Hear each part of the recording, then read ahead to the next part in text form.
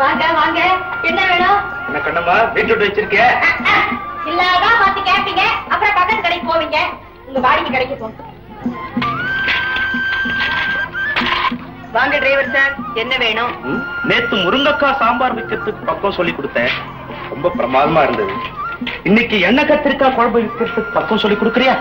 அதுக்கு என்ன, நல்ல பிஞ்சு கத்திரிக்காய தரேன். அதை முழுசா நறுக்கி எண்ணெயில போட்டு வதக்கி மசாலா போட்டு கொதிக்க வச்சு இறக்கிட்டா அதுதான் எண்ணெய் கத்திரிக்காய் குழம்பு.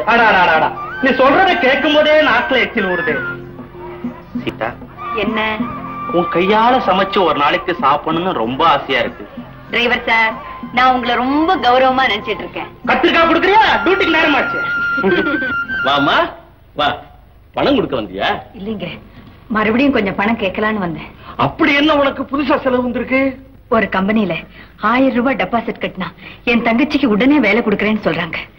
இந்த சமயத்துல பெரிய மனசு பண்ணி நீங்க தான் உதவி செய்யணும். சீதா, உனக்கு நான் இல்லையே சொல்ல போறேன். குடும்பத்தை காப்பாத்த வேற வழி இல்லைன்னு சொன்னேன். மார்க்கெட்ல குறைஞ்ச வாடகைக்கு உனக்கு நான் கடை கொடுத்தேன். முதல் போட்டு வியாபாரம் செய்ய பணம் இல்லைன்னு சொன்னேன். சரக்கு நான் உனக்கு கடனா கொடுத்தேன். தங்கச்சிய படிக்க வைக்கணும்னு ஆசைப்பட்டேன், அதுக்கும் பணம் கொடுத்தேன்.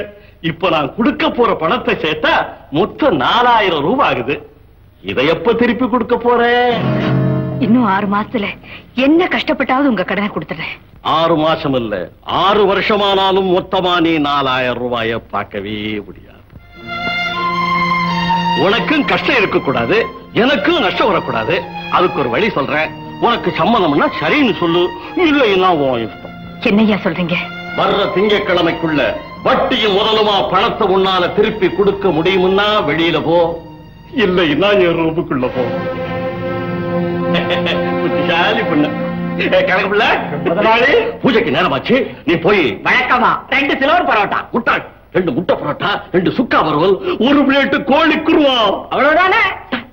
அப்படி இருக்கு, பீடா வாங்கிட்டு வாடா. ஸ்பெஷலா ஆர்டினரியா? ஸ்பெஷலே வாங்கிட்டு வாடா. நில்லுங்க. உங்களுக்கு ஏதாவது வேணுங்களா?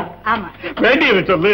வர்ற வழியில மறக்காம ஒரு விளக்கமாறு வாங்கிட்டு வந்துடு. விளக்கமாறு எதுக்கு? இங்கேயே இருக்க. இது தேஞ்சு போன விளக்கமாறு, இது ஐயாவுக்கு. புதுசா வாங்கிட்டு வர்றது உனக்கு.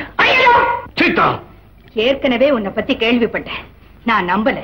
நீ எப்படிப்பட்ட பொறுக்கின்னு இப்ப நான் புரிஞ்சுக்கிட்டேன். மரியாதையா பேசு. முகர கட்டைக்கு மரியாதை வேற. கஷ்டப்படுற பொம்பளைங்களுக்கு கடன் கொடுக்கறது, கடனை திருப்பி கொடுக்க முடியலன்னா கற்பை கேட்கறது. ஏயா, பொம்பளைங்க கற்ப உன் கடையில இருக்கிற கத்திரிக்காய் நான் நினைச்சேன். என்ன பகச்சுக்கிட்ட உன்னை நடுத்தரவுல நிக்க வச்சிருவேன். மானத்தை அடகு வச்சு மாடி வீட்டுல இருக்கிறத விட கஷ்டம் வர்ற நேரத்திலையும் கண்ணியத்தை விடாம நடுத்தருவில் நிக்கிறதாயா பொம்பளைங்களுக்கு பெருமை. வாங்குற பணத்தை எப்ப கொடுக்க போறேன்?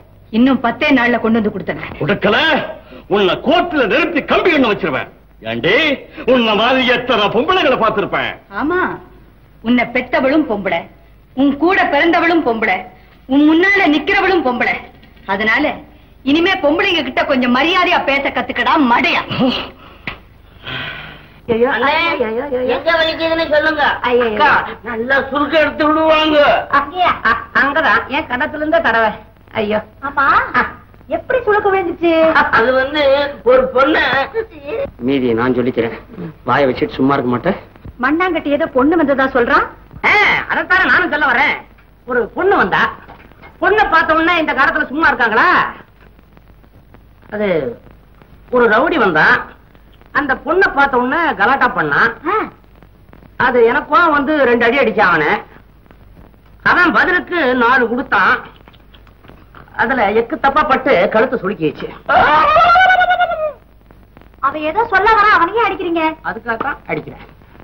என்ன வீணா போகுது பார். கவலைப்படாதீங்க, என் கைப்பட்டா எல்லா வழியும் சரியா போயிடும். படட்டுமே. ஆஹா ஆஹா, அம்மா அம்மா. ஏண்டா குரல் மாதிரி கத்துற? பயமா இருக்கு.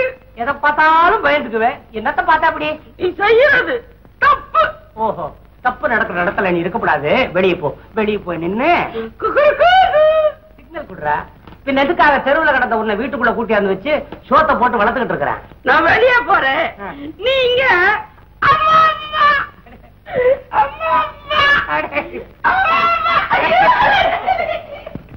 எவன் பையன்?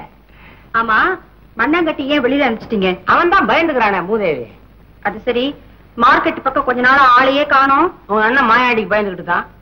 அதெல்லாம் இருக்கட்டும். என் மேல உங்களுக்கு உண்மையிலேயே ஆசை இருக்கா இல்லையா? என்ன இப்படி ஒரு கேள்வி கேட்டேன்? அப்பவே தட்டுல மாதிரி ஒரு தட்டு தட்டு.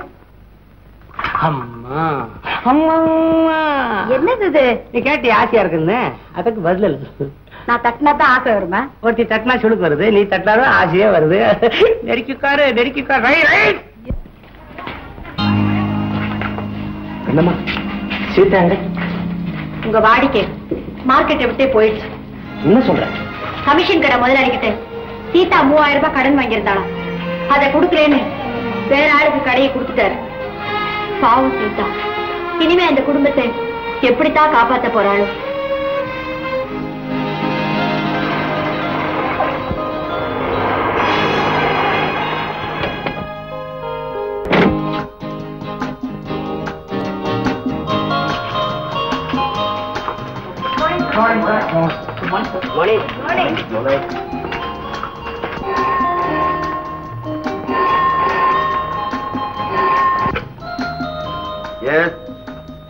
Suresh speaking.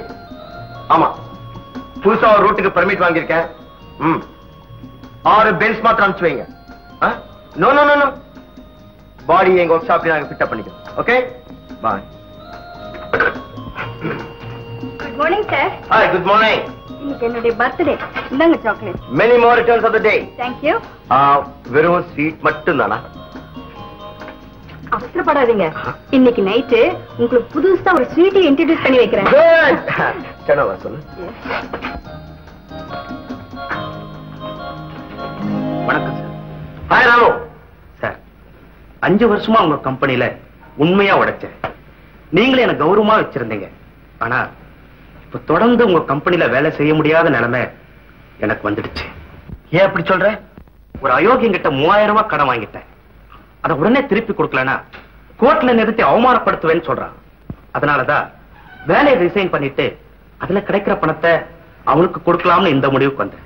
No no no no, உனக்கு பணம் தேவை, எனக்கு எப்பவும் உழைப்பு தேவை. மேனேஜர் கிட்ட நான் சொல்றேன், நீ கேட்ட பணத்தை வாங்கிக்கோ. Thank you sir. மேனேஜர், நம்ம டிரைவர் ராமுக்கு 3000 ரூபாய் தேவையா? எழுதி வாங்கிட்டு கொடுங்க. Good morning sir. Good morning. ஹாங்காங்ல ஜான்சன் ஜான்சன் கம்பெனிக்கு லெட்டர் டைப் பண்ண சொன்னேன், பண்ணிட்டியா? Yes sir. அந்த ஃபைலை கொண்டா. ஹை காஞ்சல், கவியா, ஜான், வாட் இஸ் திஸ்? ஆபீஸ்க்கு வரும்போது ஒழுங்கா ட்ரெஸ் பண்ணிட்டு வரணும். என்ன? Sorry sir. ஓகே.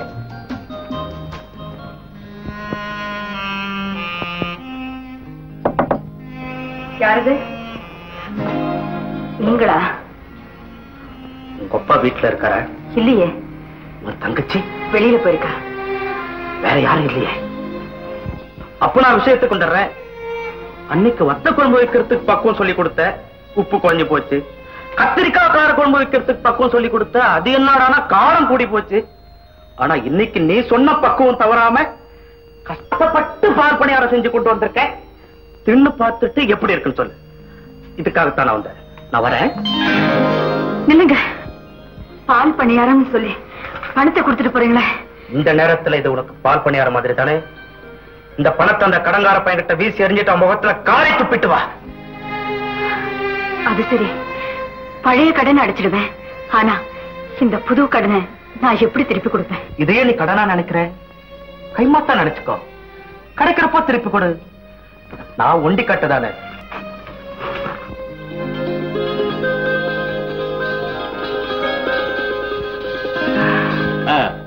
சரி, வட்டி முதலமா உன் பணத்தை கொடுத்துட்டேன். இனிமே கெட்ட எண்ணத்தோட எந்த பொண்ணுக்கு உதவி செய்யாத. உன் வயசுக்கு தகுந்த புத்தியோட நடந்துக்க. கணக்கு முதலாளி, என்ன திமிரா பேசிட்டு போறா கேட்டியா? கேட்டுக்கிட்டு தாங்க இருந்த முதலாளி. நீங்க எதுக்காக அவளை பூஜைக்கு கூப்பிடணும்? அவ எதுக்காக உங்களை அவமானமா பேசணும்? சொல்றேன்னு தப்பா நினைக்காதீங்க. இனிமே நம்ம கடையில இந்த பூஜையே வேண்டாமுங்க.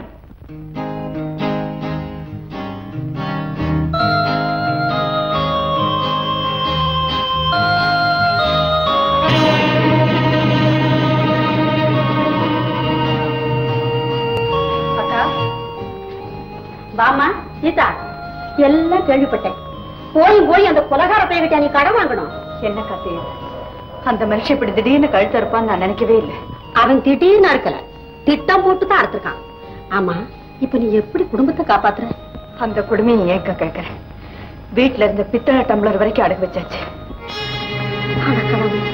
அந்த கடவுளுக்கு எங்க மேல என்ன கோபமோ, சாப்பிடுற சோத்தை கூட பறிச்சுட்டான். காலையில இருந்து எல்லாருமே பட்னி. அக்கா, நீ எனக்கு ஒரு உதவி செய்யறியா?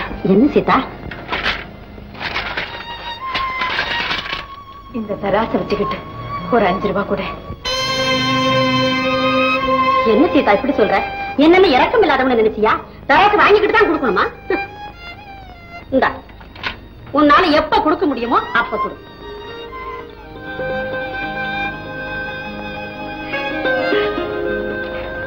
நான் வரேன்.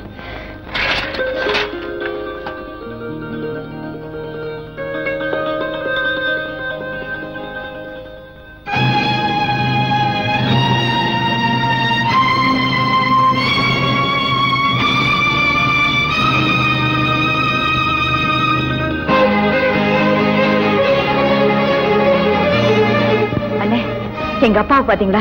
இல்லையம்மா, காலையில இருந்து அவரை பார்க்கவே இல்லையே.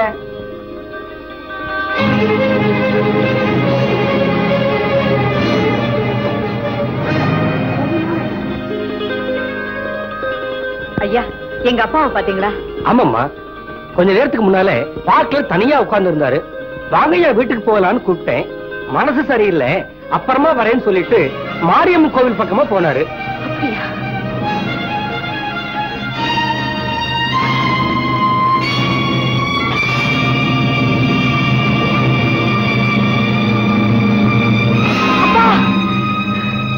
எங்க மேல என்னப்பா கோபம்? எதுக்காக இந்த முடிவுக்கு வந்தீங்க? நாங்க அப்படி என்ன தப்பு செஞ்சுட்டோம்? ஓ மேல தப்பு இல்லம்மா, நான் ஏழையா பிறந்துட்டேன், அது என் தப்பு. ஏழையா பிறந்தாலும் பரவாயில்ல, கூலி வேலை செஞ்சாவது உங்களை காப்பாத்திருப்பேன். ஆனா உழைச்சு சம்பாதிச்சு உங்களுக்கு ஒருவேளை சாப்பாடு கூட போட முடியாத அளவுக்கு நொண்டியா போயிட்டேனே, அதனாலதான் இந்த முடிவுக்கு வந்தேன். இருந்தாலும் உங்களுக்கு இவ்வளவு சுயநலம் இருக்க கூடாது.